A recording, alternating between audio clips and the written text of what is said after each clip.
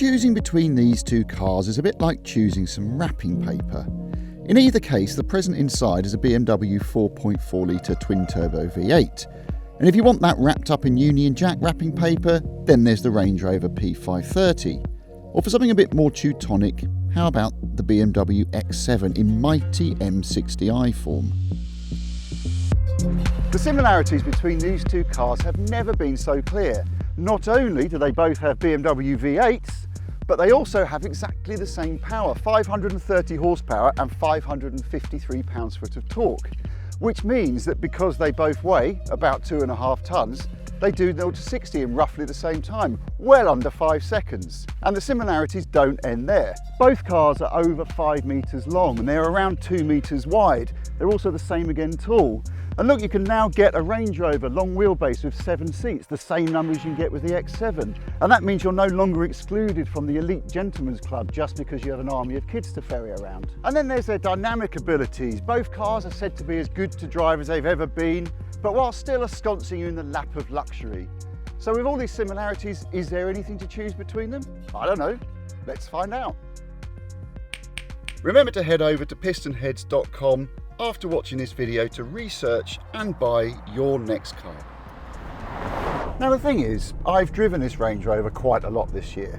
I've driven it in the UK and I've driven it abroad in Spain. And actually you can see a video of this that we did of the full Range Rover review of a D350 we did back in the summer. And the point is, I think I'm getting to know it quite well by now.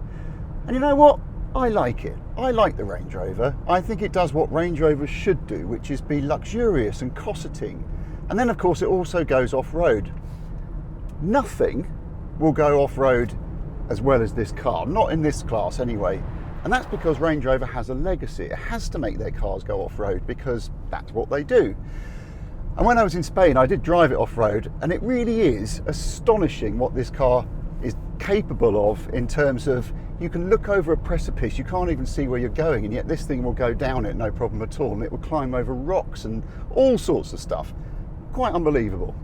And I don't think even BMW would mind me saying, without having actually driven the cars back to back on an off-road course, that the X7 isn't going to do that. If you want to get to the top of a mountain, the Range Rover is the one you need to choose. But the thing is, it can be quite a challenge if you're Range Rover. I feel a bit sorry for them in some ways because they've got this legacy of off-roading, but they're also trying to make the ultimate luxury car. You've got to combine those two facets and they're almost opposing in how the engineering of the car needs to be. Whereas BMW, or to be honest any other luxury SUV manufacturer, doesn't have to worry about that. They can just focus on one thing, which is making the car the best road car. And this is where all the technology that we've got in this latest Range Rover comes in, because it helps function at both extremes of what it's required to do. For example, the rear wheel steering. As I've said before, it's quite exceptional actually. It's 7.2 degrees, which is a huge amount to turn the rear wheels. And it makes this massive 5-metre long car really nimble in town, and yet adds the stability you need when you're going along roads like this or on the motorway. And then there's that 48-volt active anti-roll system, which again, along a road like this, is propping up the body to stop it swaying around like a 15-pint drunk on a Friday night at 2 AM in the morning. And it really works. This car does waft along beautifully. And it's got a lovely float to the way it goes down the road as well. It's very soothing, except there are times when the air suspension thumps over things, and also you get a little bit of a shimmy through the body.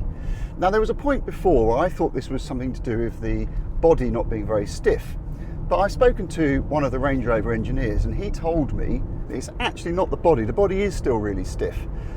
What that's caused by is it's slightly underdamped. And so you're getting this slight oscillation in the wheel that's causing both the thudding over sharp ridges and also that little bit of shimmy.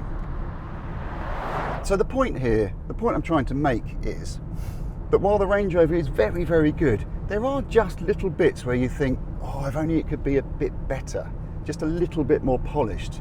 And then it really would be the perfect car, the perfect luxury SUV. And then there's the engine. Now, in many ways, it suits the character of this car perfectly. It's very woofly and V8y, but not in your face. It's never uncouth. It just sits there in the background, sounding charming and lovely. And it's got massive amounts of performance as well. 0 to 60 is about 4.6 seconds. Now, you'd have to go to kind of Overfinch in the past to go and get performance like that from your Range Rover, so that is certainly not lacking. But despite all that straight line performance, I do have a little bit of an issue with the low speed drivability of this V8, because you do find yourself pulling out of junctions and putting your foot down and thinking, oh crikey, I haven't got enough go there. So you put your foot down a bit more, and then suddenly the turbos woof up, and it just becomes a bit staccato and takes away from the smoothness you're trying to achieve with this level of luxury performance.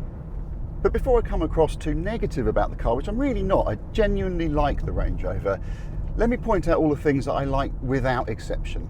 Things like, I think the handling is just on point for the car. It won't go into bends at 1,000,000 miles an hour, but it does everything you need to on a road like this at a reasonable speed. And bearing in mind, it is about wafting around, you're not going to be carrying that much speed into corners. And I like the brakes. I like the fact the pedal has got quite a lot of progression to it, so you can stop really smoothly and easily.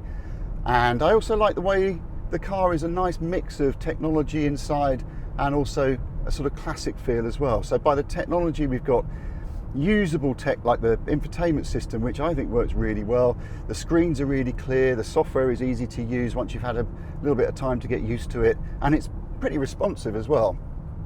But at the same time, everything feels nicely screwed together in here. The leather, the materials are all lovely, and there's even the old school charm of bits of wood and leather, but all done in a nice, clean, minimalist, modern way. It's just a nice pairing together of all these different facets.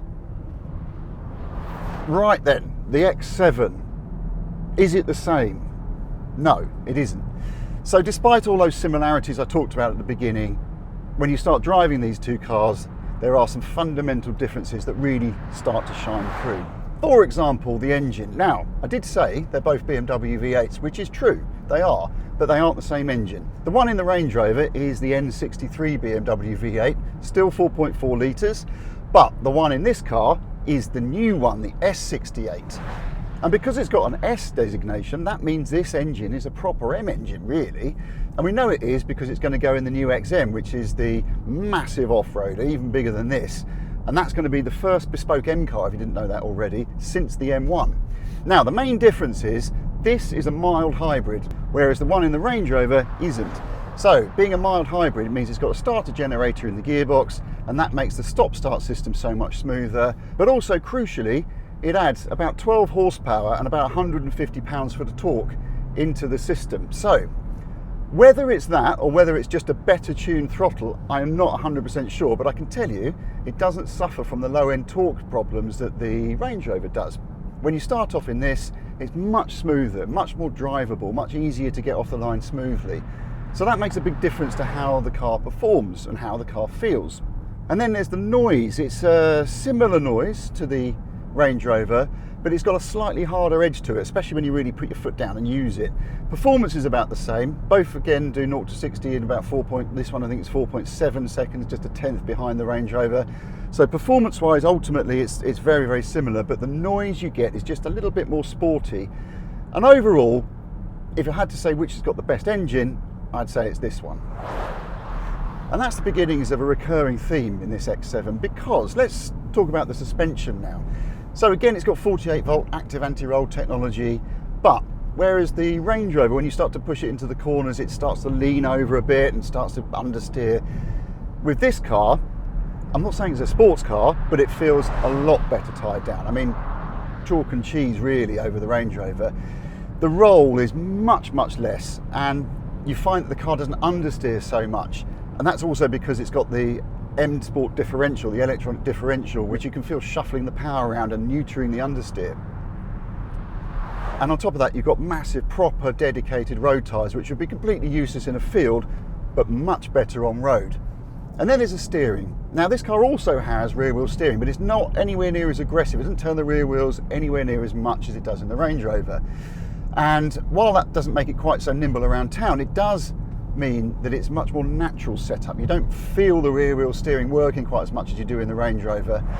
And the whole steering setup just gives you a bit more connection to the front end. You know what's going on. It's got a bit more weight, a bit more heft. And the upshot is that you can start attacking corners far more aggressively in the X7 than you could ever think about in the Range Rover. Now, with that in mind, you're probably sitting there thinking, well, it's got sportier suspension and these big run flat tyres, it's going to ride terribly. It is a little bit firmer than the Range Rover, true, and you notice that because it doesn't have quite the same level of float in the car. It has better wheel control and it has enough compliance that really, over the long wave stuff, the difference between the two cars is minimal. But the crucial bit is when you start hitting sharper ridges and things like that, it doesn't crash like the Range Rover does.